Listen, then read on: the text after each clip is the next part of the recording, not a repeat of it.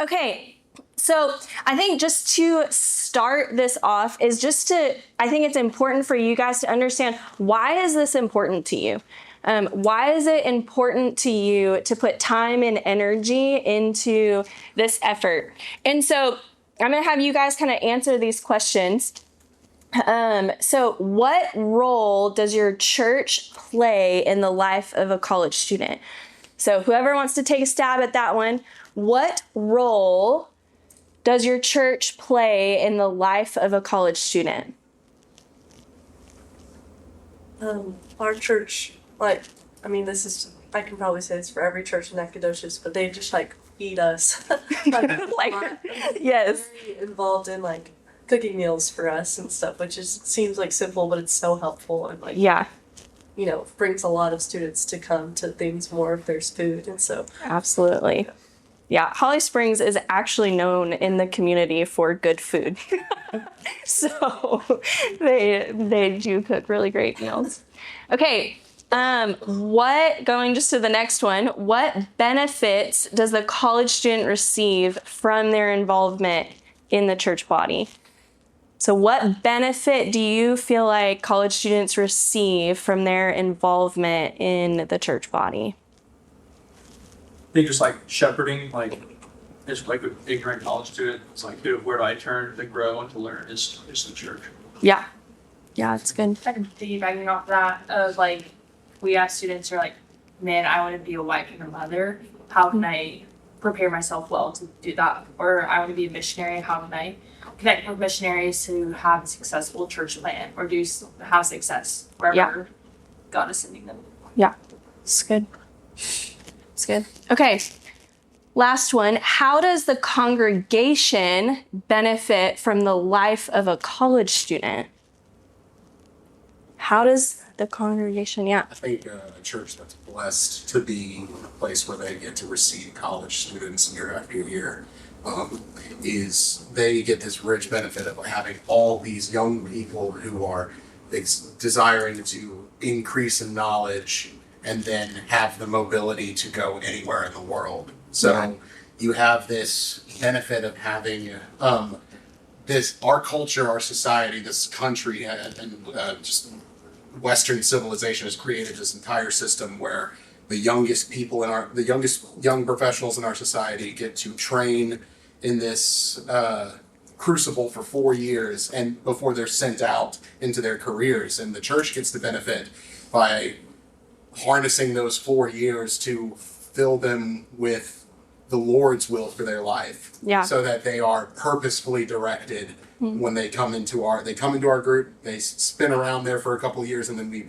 purposefully direct them, and that church gets to benefit from ascending capacity that other churches could just dream of. Yeah, absolutely. Absolutely. I think of energy and fervor. Mm-hmm. I feel like revival starts with young people. Yeah. And I would even use the word revitalization. It's kind of the newest believer usually tends to have more zeal for sharing their faith than a longtime believer. Yeah. And so to have the longtime believer interact with the new believer or the young believer could kind of help restore fervor, energy. Yeah, absolutely. Absolutely. Yeah, I think we could probably sit here and list thing after thing after thing after thing of answers to these questions. But if you kind of take all of those things, and you guys said this a lot in your answer of why are you attending this breakout? It boils down to really one really simple word for all three. The answer to this question is the same for all three of them, and it's discipleship, right? So with discipleship, it's the church is the best strategy for all ages for discipleship.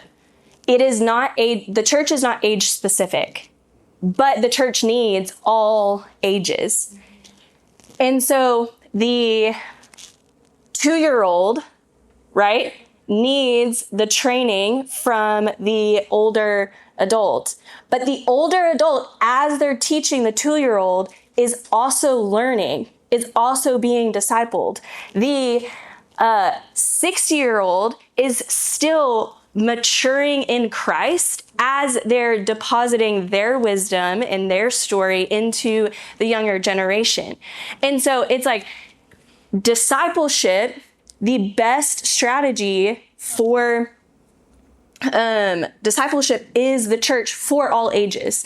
So it's not, there's this unique thing, right, for just this one age group. It's like, no, this is what Jesus gave us for everyone. And the answer is the church. And what is the church's job? It's to teach people how to follow Jesus. And that is what discipleship is. And so we need one another to mature in Christ. The elderly, the 80-year-old needs the 4-year-old in order for them to continue maturing in Christ. And so it's this complexity of, I think that's not natural to us. We're used to staying in our age group, being friends with our age groups. That is not natural. And one of my favorite, we're going to talk about Ephesians 4, because this is kind of just like my job description. If I go, hey, what is like my job description as a minister? And I'm like, it's really just Ephesians 4. It's just, if you can write other words on the page, that's fine. But I just believe Scripture's given me my job description, and it's Ephesians 4. But one piece of that is it says, eager to maintain the unity. In that it says eager to maintain. But if it was easily maintained, you wouldn't have to work really hard at it. You wouldn't have to be eager for it. So what that's saying is like, hey, this isn't gonna come just naturally. The 20-year-old is not naturally gonna hang out with the 75-year-old. It's not going to happen. The selfish 25-year-old male is not going to hang out with the 5-year-old little boy. Like, that's just not naturally going to happen. And so it is going to require eagerness and training and teaching to maintain the unity that Paul reminds us that we are all one body. We are all one spirit, one hope, one Lord, one faith, one baptism. And so that means college students don't have a student version of discipleship. I know that this is like a strategy conference, so this might get edited, I don't know. But I think we need to make it a little bit more simple and kind of going, there is not some specific college student discipleship strategy. There might be contextualization that is unique to a college student, but the main goal is still the same. Teach them who God is, and then teach them to live like Jesus. Right? And that does change as you develop. But the primary vehicle in which you use to do that has to be the church. That college students have to understand that they share the same calling as every other believer. That the moment they give their life to Jesus, so if that is when they're 6 years old or when they are 45, it's the same thing, that they would maintain unity, that they would become mature, and they would belong to the family of God. And they would just continue to do that throughout the rest of their life, right? And so, and then in Ephesians 4, it also talks about giftings, that each believer, the moment of salvation, they're filled with the power of the Holy Spirit, are given gifts for what? The local body. So every believer has something to contribute to the local body, and it's for the family of God. It's for the building up of the family of God. And so that means students, and we need to view students as not just consumers, not just guests, not the future church, but like the laborers now. I think some college students get frustrated when they come to Fredonia Hill because I'm like, listen, if you don't want to work, you can go somewhere else. Like, we got work that needs to get done. And because God has given us the call of being a laborer for his kingdom, and you have giftings that the kingdom of God needs and can be applied right now. And I think that empowers students to get busy working, that their gifts are for the members of the body right now. And then last thing is maturity. Paul says the body grows as each part does its work. And so students mature when they serve, connect, and contribute. And college students need maturity, right? Like they need to move from this category of being children and being adolescents and being adults. But where does that come from? It comes from practice. It comes from training. It comes from teaching. But then not only does the student mature, but also our church matures. Because when you have to learn how to teach a college student, you mature, right? When I can just tell you, we have adults in our congregation that as they invest in mentor college students, they're maturing because they're having to tackle biblical topics that they've never had to talk about before. And they're like, man, I'm so glad I'm sitting across from a 20-year-old having this conversation and trying to navigate how to have this conversation when I have a 16-year-old that I don't know how to do that with her yet. But I'm getting to start to practice that. I'm getting to start researching those topics that this 25-year-old is, and by the grace of God, he's letting me do that so I can train up my children in a more effective way. So it doesn't only just mature the college student when the adult gets to invest, but also the church as a whole moves to maturity when we use one another.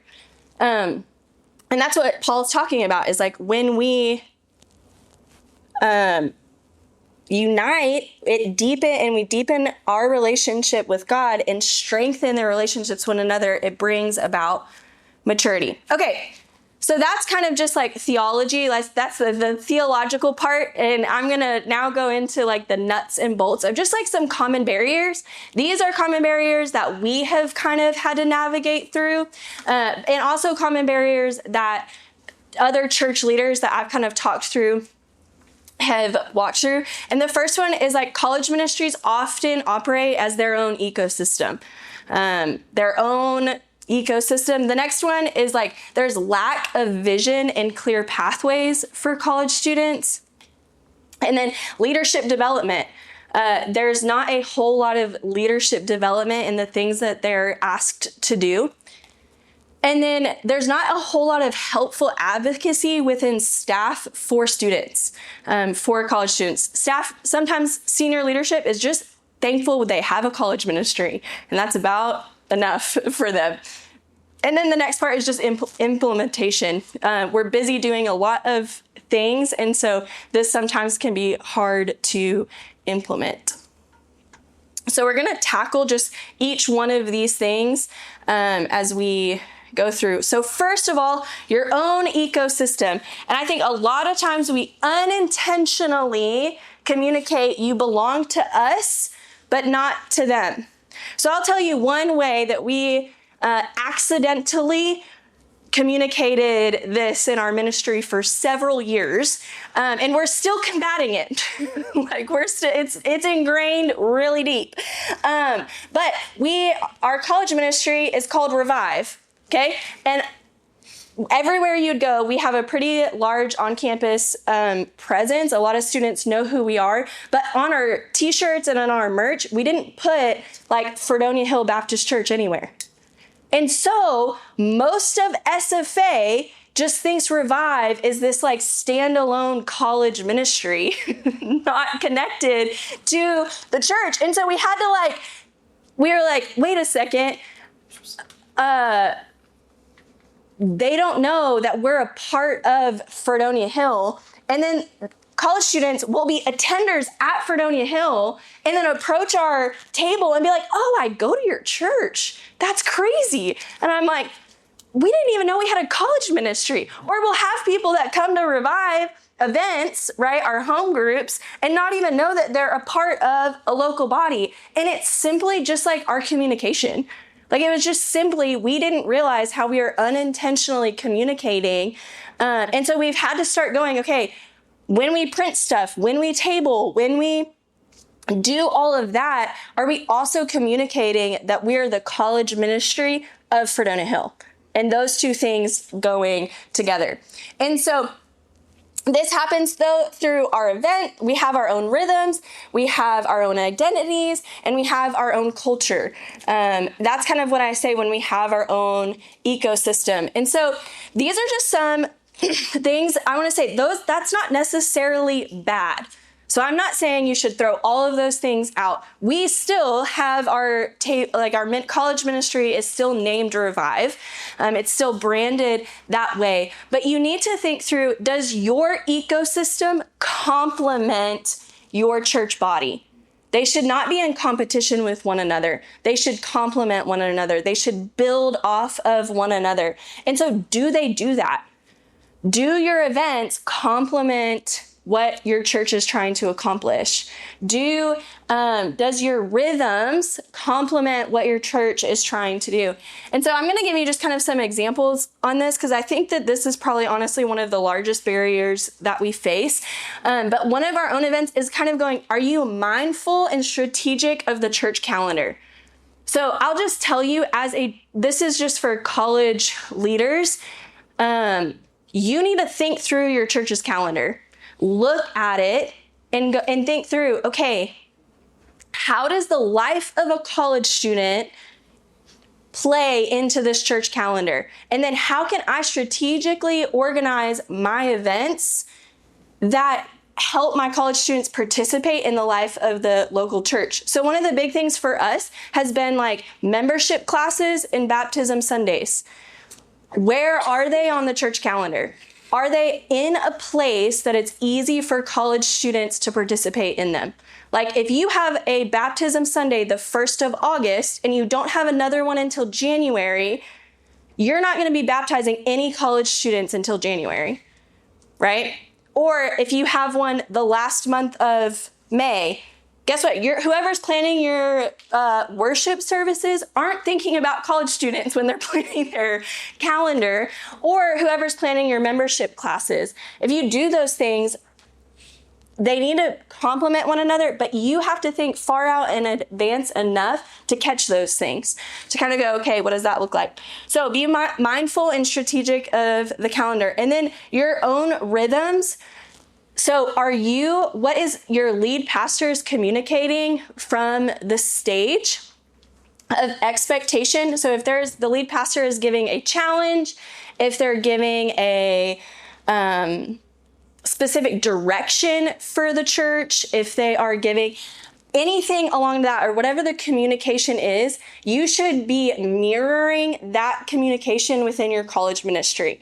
Like you shouldn't be saying two different things or asking two different things from what is being said on Sunday morning and in your large group gatherings. You should be complementing what they're saying. So what something could be really helpful for you to do as a college leader is taking the challenge that the lead pastor is giving and then contextualizing it for your college students. How would you take the challenge of the lead pastor and then apply it for the life of the college student? Give them practical ways on how to do that, so those two things are complementing one another and you're not running two different systems. And the next one is your own identities. So this is kind of like we did this. Our church had core values and our college ministry had core values. And we realized,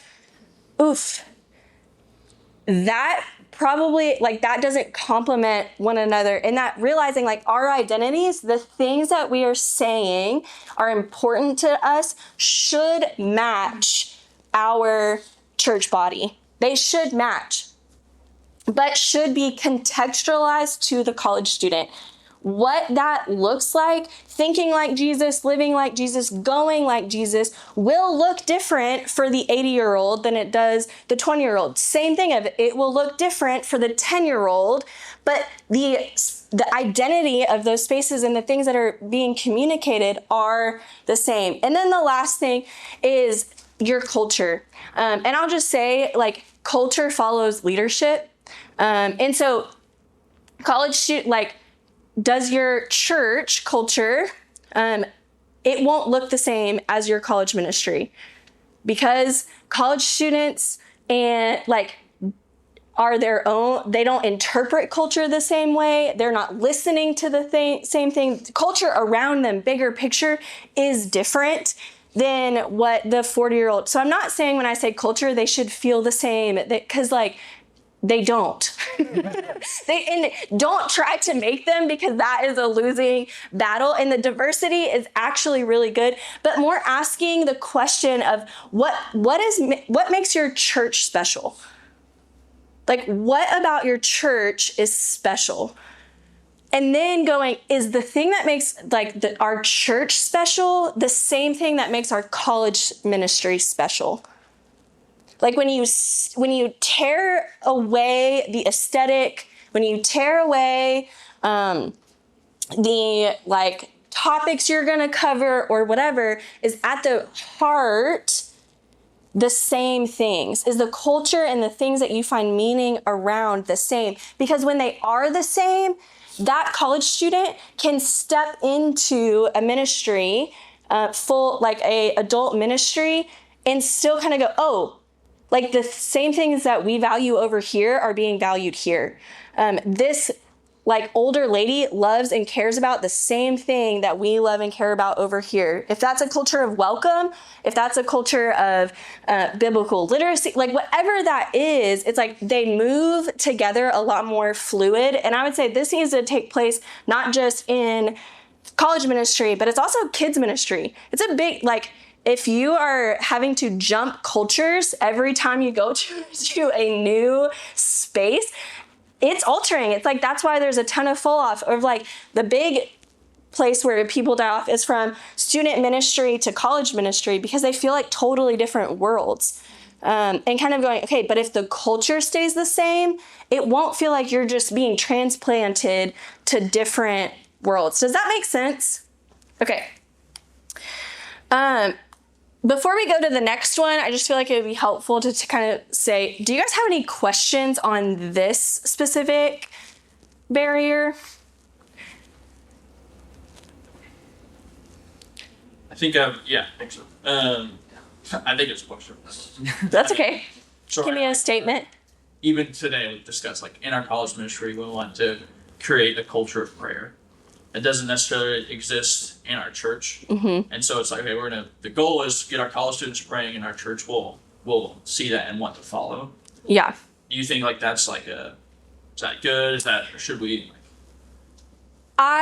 So I think some of that is a little tricky with just even the word culture, because you want your college ministry to look like the life of Jesus. And so therefore you should have prayer, right? Like, it's like, I'm in this, we're not saying like, hey, don't focus on other aspects that you think are important. But I do think it's important to know, what would you say your overall church's culture is? What do they value? And then kind of going, can you also see that in your college ministry? And so I wouldn't say don't do that, just because it's in the life of Jesus. And I think if we should all become better at praying, I think that's actually probably a really critical starting point, even in this conversation. But kind of going, is there other things in the larger church that aren't present in what we are focusing on? And if they're not, we should put time and energy to building that in our ministry. Does that make sense? Yeah. This question's only half formed because my brain's only half working. You have a ministry presence on the campus. Mm-hmm. Do you have people that you kind of receive into that ministry that already have a church? And then what does that look like for you if you're trying to align your ministry and your church's culture together? And then you have these other people who are coming in who obviously have their own culture and things like that. What does that look like?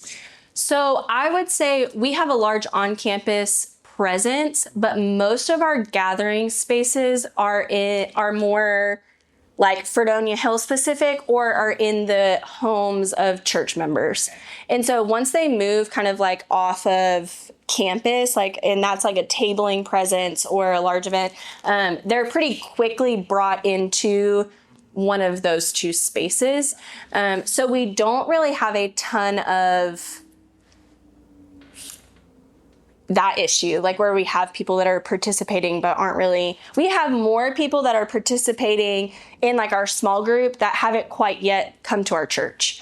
Or we have people that have come to our church and don't come to our small group, but that's more of kind of like a next steps process. Right. Kind of lining out, okay, if they're only coming to our small group, the next step is we want them to come on a Sunday morning. If they're here on Sunday morning, our next step is to kind of get them into a small group. You don't feel any conflict at all. Like, you're like, I'm not going to apologize that I'm going to be like my church. You know what I mean? Like, right, yeah. Right. No. And I would say there are college students, they're going to go to whatever home group they want to. They want to go to whatever. We have kind of like a barrier to leadership. If we say, hey, you're going to be on our leadership team, we expect you to be an involved member of our church. And that kind of weeds people out from going to a bunch of different places. So. Could I say something? Yeah. We have that. I feel like we have a lot of students that will go, so we have weekly Bible studies, and then we also have a weekly gathering.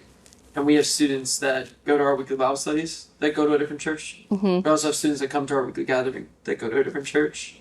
And I'm saying this because I want you to feel the freedom to correct me if I'm wrong. But yeah. I feel like the way I've tried to respond to that so far is it's the same kind of viewing it in the same way that we want our students to be connected to the church. That's why we're all here. Mm-hmm. So I feel like I've given a challenge. I've said from the stage, hey, if you're here and this is not the church you go to on a Sunday morning, that needs to change. Mm-hmm. Whether that means you go to that church's college ministry or you come to ours. Yeah. Kind of like this, because we believe in wanting our own students to be involved. I want I want you to be involved in your church. Mm-hmm. Almost like a 1 foot in this body of water and 1 foot in this one. Yeah.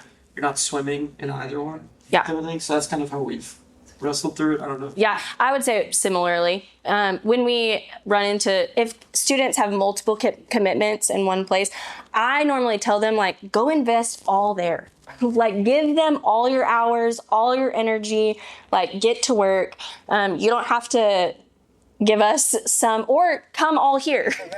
And so, yeah. And most of the time it hurts their feelings and they go to the other place. So, and I'm like, great, just go do that. So,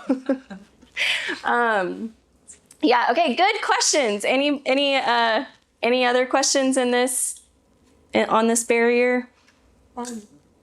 I didn't really think about it in this way until now that you're talking about culture, but the youth at Holly is so drastically different from the college because they all grew up in NEC, and so I don't know, just their personalities in general are almost complete opposite, and so it's we've recently had more events that involve the youth, we do a collab, and it's just so obviously awkward, and we this was really bad, but some of the youth girls came to an event and ended up leaving and crying because they just felt so, I don't know, it was a very big miscommunication, just a big mess up I think on our part, and I don't know what happened, but it's just what can we do to fix that if we can? I don't know. It's so drastically different. But.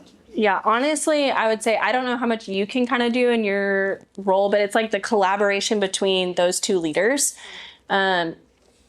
Because really it comes from alignment from senior leadership, your lead pastor and your elders giving clarity and direction, and then that being adopted all the way down to babies. Mm-hmm. So then when you're going from student ministry, the key things that they're hitting is and they're building on and towards, they're able to just step right into college ministry and going, oh, this is the same thing. We are heading in the exact same direction that we were when we were in student ministry. It might be new faces, but at the same time, it's not all new information. It's the same church. I'm familiar here. People love me here. This is a family. But I would say it is a unique space being in like a college town. So, okay, I'm going to move to the next one is like lack of vision and clarity. And what do I mean by this is a lot of times we just say, we want you to be a part of the church. And that's it. We want you to be a part of the church. And I would just say, these are the questions that I think when you say that, college students then ask. They go, what does that mean? Because they think they're already doing it. If they're coming on a Sunday morning and they're involved in your small group, they think that they are. Okay, awesome. So then you get no movement. There's nothing else that happens. Or then they go, okay, if you don't think I'm doing that, then how do I do that? And then it goes to the next going, okay, but I trust this group of people, but I don't know if I trust the church as a whole. I don't know and then if there is trust there, am I welcome? Do they actually want me to be a part and participate? And so college students need clear, actionable steps often. Clear, actionable steps often. Because college students like work on a semester basis, they might make the decision, hey, I'm not really ready to get involved in the fall, but in the spring, their mind might totally change. And if you don't talk to them again about it, it's like the thought of it even being a possibility has already fallen out of their brain. They've already forgotten that they can become a member at your church. They've already forgotten they could serve in the nursery. They've already forgotten that they could do whatever you've presented to them during Welcome Week. I think we do a really great job at Welcome Week going, hey, here's how you plug in, here's how you do it. And then we get to the spring semester and it's like all out the window. But actually when new college students are gonna step up and start getting involved will be the spring semester. And if they're freshmen, it probably won't be until their sophomore year, right? And so they need clear, actionable steps often. And so I think for you as a college leader, need to kind of give some accountability to your announcements, give accountability to your communication. And I would say like quarterly, giving on-ramps to students. Quarterly giving on-ramps to students because they're constantly changing their minds. Constantly changing their minds. Or unsure. They're often unsure. But in 1 month, they could easily change your mind. And if you give the invitation, they're signing up. And so how we personally accomplish this, answer a lot of these questions, is through membership. This might be different for your church body. I don't know.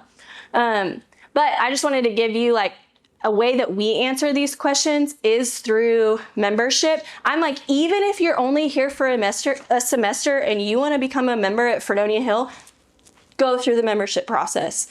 Now, does that make a lot of sense? No, but it does give them experience of stepping into membership in the local body. And that matters. If they experience it in a safe, comfortable space here in Nacogdoches, when they move to Austin, they're going to be a lot quicker to sign up to that other church and become a member there. And I'm going to be so pumped when I get that membership like recognition letter that they're going somewhere else.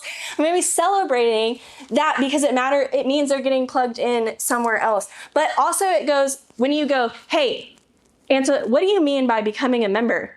It means, hey, when you become a member, you're saying you're a team player to this local body, that you're on the team and that you are working to accomplish the vision of the goal of Fredonia Hill. So what do I mean when I say I want you to become a church member to a college student? I mean, I want you on the team and I want you playing the game for Fredonia Hill in Nacogdoches in the context we have in whatever giftings and skills God's given you.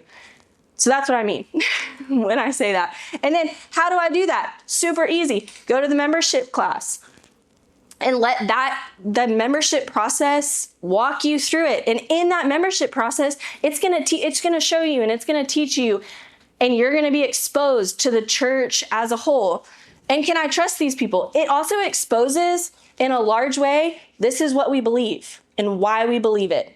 Do you agree? Do you not? And if college students see that, like, it is helpful.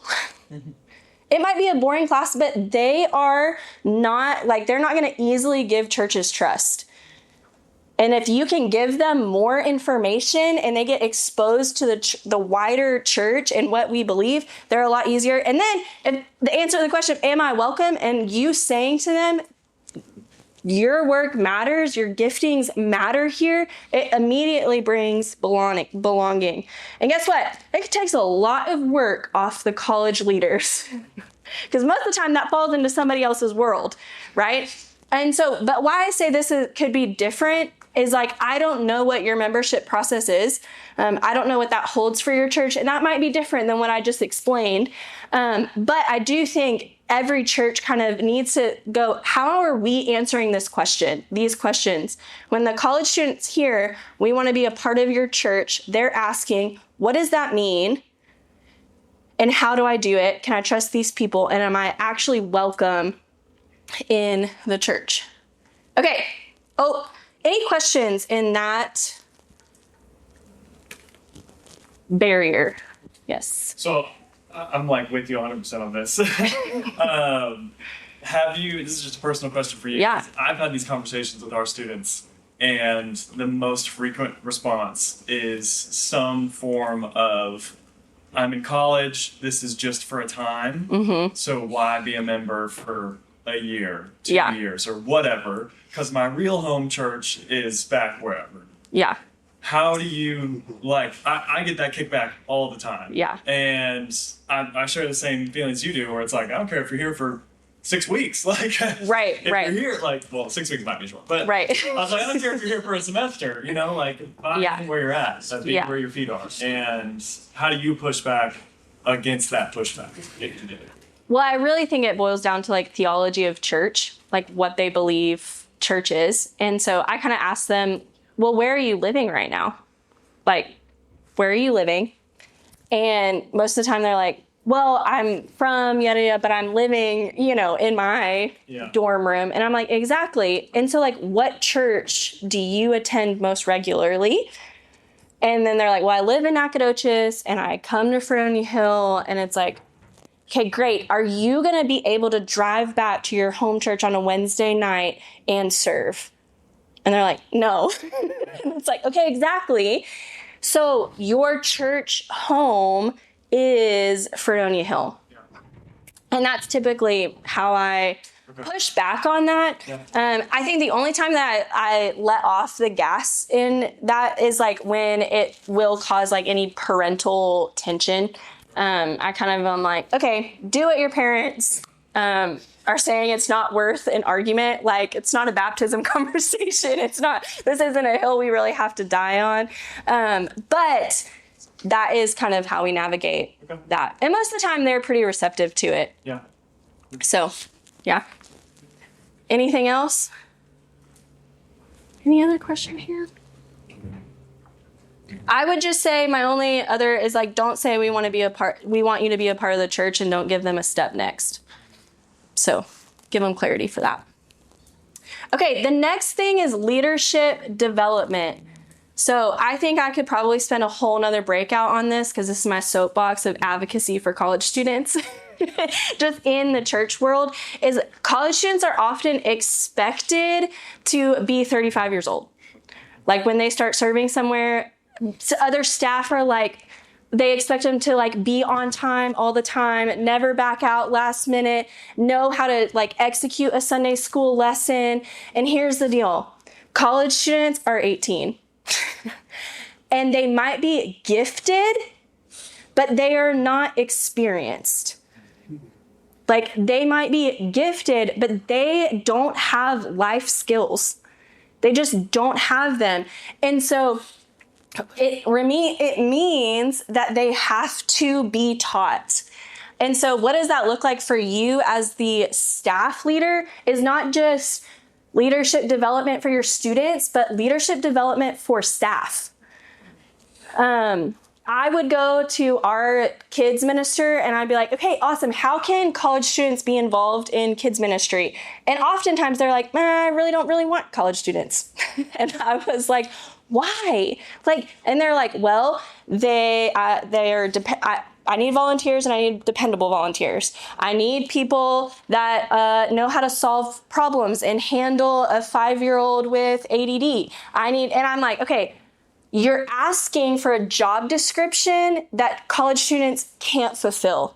So what if we actually created a job description that college students can fulfill? Don't make them your critical volunteer that has to be consistent and show up every single week. But can they be a buddy? Or can they help you run a game? Or is there things that you can give them that isn't gonna hinder your ministry, but is also appropriate to their maturity? And so developing with staff and helping staff know what is appropriate for college students, or don't warn them if they have a problem college student. You as a college director should know where college students are serving because you know them the best. And so if you have a college student that has been a leader for you and has been flaky for 2 semesters, and then they signed up to be a kids volunteer, you need to tell that kids director what they're getting. But also, if you have a consistent, trustworthy, college student who has led small groups, you should be able to go to that staff member and go, hey, here's actually in a really appropriate role. And I think you can plug them in as an every other week Sunday school teacher. That way you have communication with staff so that staff don't just write college students off serving in their ministries. Because that is what will happen, is that staff members will get burned by college volunteers, and then they're just it's easier for me if I just look elsewhere. And so it's our job to be communicators to staff members to help get them right people in the right places with the right jobs. And then for you, specific challenge to college students. You should know your college students well enough to give them specific and direct challenges of how they can serve the local body. They should be greeters. Are you asking them to be greeters? Are you asking them to participate in your community outreach? Are you seeing giftings in college students and calling them out and then placing them in those spheres and those places? And then the next one is building scaffolding. I think this is a human development 101, right? In order to learn how to tie your shoes, you have to learn how to, do the loop-de-doop and then the thing and then a rope around and then into the hole. And it's that is a human development skill that lasts your whole life. And so going, okay, am I creating scaffolding for college students to mature in their skills so that when they start out serving, they are running the games, but by the end, I've trained them and given them enough instruction that they can lead a Sunday school class, but not putting them leading a Sunday school class, expecting it to be the quality that you want when they've never led a Sunday school class before in their life. It's if I do that to a college student, I just want you to know that kindergarten class is going to be crazy. It's just going to be bad. And so, but it's also, I think that's just even training development in general for college ministry. Don't ask a college student to teach a large group if you've never asked them to do announcements before. Teach them how to use a microphone. It's there are things that they just need to be taught. They just need to be taught, and so teach them. Okay, the last thing on this, and I just want you to know, this was when this came into my brain, it was this is genius. It was the Holy Spirit. It wasn't me. But using college students' majors for the church. So every childhood development, every school teacher, it's they're the people that I'm asking first to be in the kids program. All of the creative majors, all of the creative majors, it's okay, we're putting them on the production team. All the nursing majors, we're putting them on the care and visiting ministry, and then I'm asking college students all the time, what internships do you need? What internships do you need? What do you need to do? And going, hey, can you give me that job description and let me look it over and see if Fredonia Hill can do that? And then can you go take that back to your professor and then get it approved?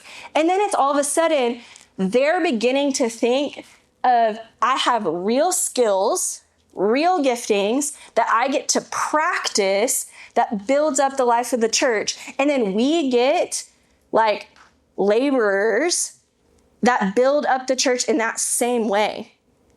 And so I just like, that has how we've mobilized our outreach ministry. Our social work program is pretty huge. Like we have a pretty large pool of social. And so all of our social work majors are doing food deliveries and connecting with our nonprofits. And all of it is, it's like, they're reciprocal. It's a reciprocal relationship. And so using that for the church's benefit at the same time. And so just be strategic in that. What are your heavy majors and how can they serve the church? Okay, any questions there? No? Okay, I have to go quick. Okay, helpful advocacy for students. Your church and staff don't understand the life and uniqueness of college students.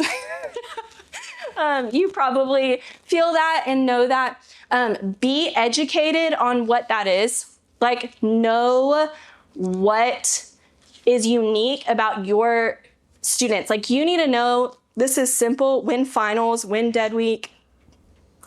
If you want college students to participate in like a weekend event and you put it on their finals week, there's not going to be any college students there.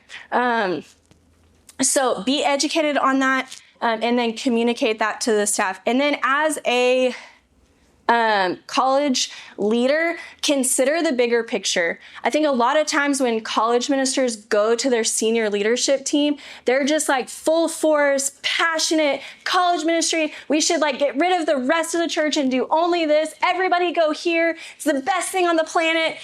And then it's like, they walk away and they're like, I don't know why that conversation didn't go well. You know? And so it's going, okay, as the college leader, you need to consider and know the bigger picture of what is important to your lead pastor. What do they value? And how can you have a conversation that provides advocacy for college students, but also doesn't hinder or is out of alignment of what they're trying to do? Because the thing is like your lead pastor, regardless of, I don't know how you feel, they're for you. And they want your ministry to thrive and succeed. And so communicate in that way. But in order to do that well, you have to be a forward thinker. So I just want you to know that conversation will go a long way if you have to start having that conversation 6 months before you want it to be executed.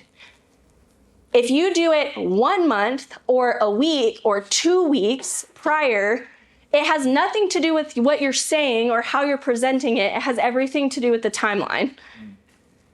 And so if you want movement to happen in your church, you need to kind of go, okay, I need to think way out and start talking almost a year in advance to my senior leadership team of what I want to see and how, because they're going to be way more willing to say yes or get it, like work it out, and you have more time to work out those things that you're wanting and desiring than you will 2 weeks prior to said whatever. Okay, and then the next thing is just be patient. They still just keep communicating, keep advocating, be as Paul would say in Ephesians 4, be kind and gentle and patient. Okay, last thing is just implementation. I said this a bit at the beginning, but this is a culture shift. This will take small steps in the same direction to see change. It won't happen overnight. It'll probably be like 5 years before you see it get to where you want it to be. And then that seems like a blink to me sometimes, but in ministry world, you're like, that sounds exhausting. But be steady and consistent, and remember the why. That it's for the discipleship of the entire church, all believers, to know and follow Jesus more. And then the next thing is, you can only do this if you have really bought into your church's vision. If you have to buy in, because I don't know if you've noticed this in everything that I've said. It's been, okay, what is your church as a whole and the community that you're placed in chasing after? And how can your ministry in the context of college students chase after the same goal? Because if you don't believe it, you will you will stay isolated in your own ecosystem if you're not behind it. And this also requires you letting go of control. Other ministry leaders and other people will begin to start having influence in your college students' lives. And it is good and it's okay. But I think sometimes I see people start taking these steps, and then 3 years in, it's like all of a sudden they're taking it all back. And it's because they're realizing it's harder to control, it's harder to manage, but guess what? That's God's job, not yours. And so that is the last thing. So what is one step you would say you think you could take this month to strengthen the body? Or the summer. I'll give you the summer.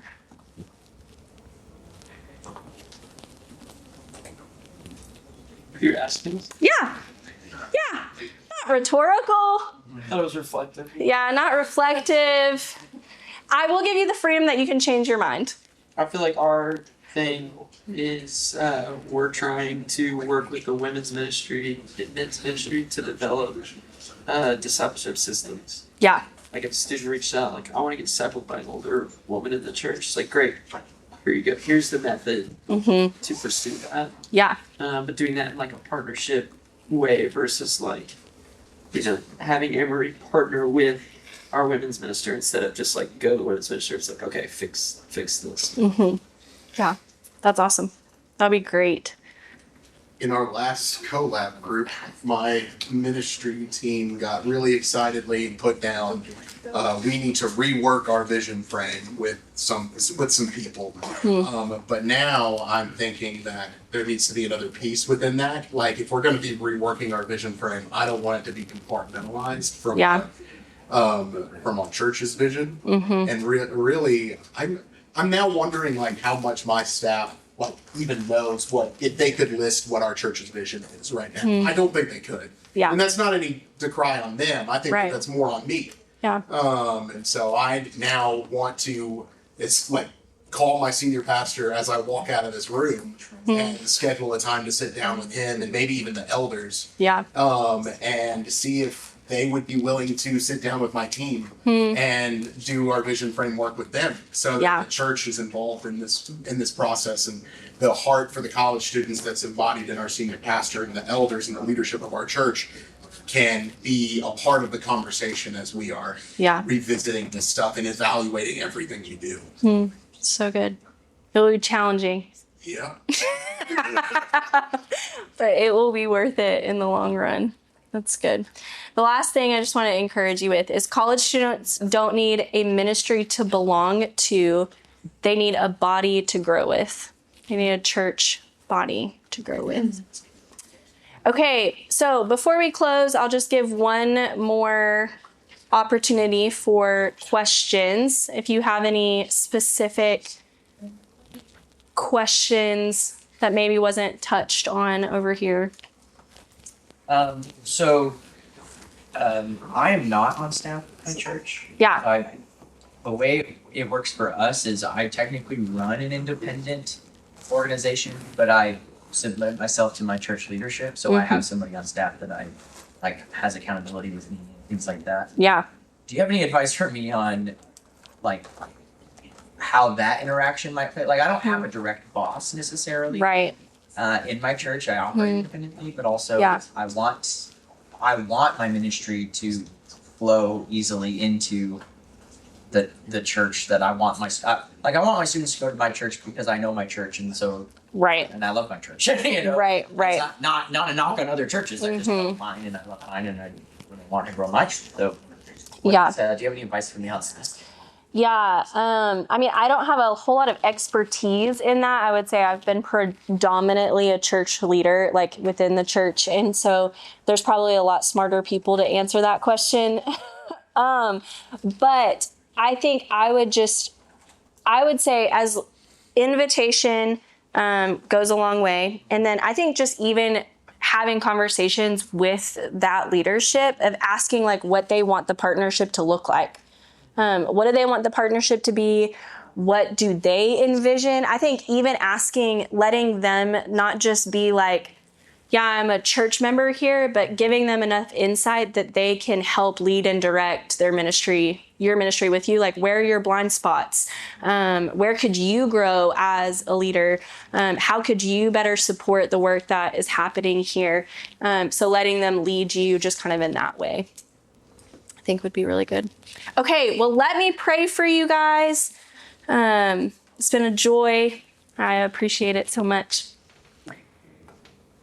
Well, God, man, I think we have such a small picture of what your heart is for your bride, that we know just bits and pieces of it. But God, we're thankful. God, would you teach us? Would you show us just as we lead your heart for your church? God, I thank you for the fact of the promise that you build your church, that you're the builder, that you're the sustainer. God, that because of that, it will remain. That God, I just feel like so many of these things are just like our weak and feeble offerings of just going, God, we want to build your kingdom. We want to make your name known. God, and so would you just pour out your blessing and your favor on the work that we're doing. God, I thank you that you walk with us. Would we be in step with your spirit? Would we walk with you? God, I just pray that we would be rejuvenated just by Ephesians 4, that you are King of Kings, Lord of Lords, and that we are your family. God, would you teach us how to shepherd? Would you teach us how to equip the saints for the work of the ministry? God, and would we be not just so focused on what's in front of us, but God, would you help us see the bigger picture? Would you help us see what you're doing, not just in our little circle, but our church body and globally? And God, would we just participate in that? And so I thank you for this group. God, I ask that you would energize them. And I just pray in Jesus' name. Amen.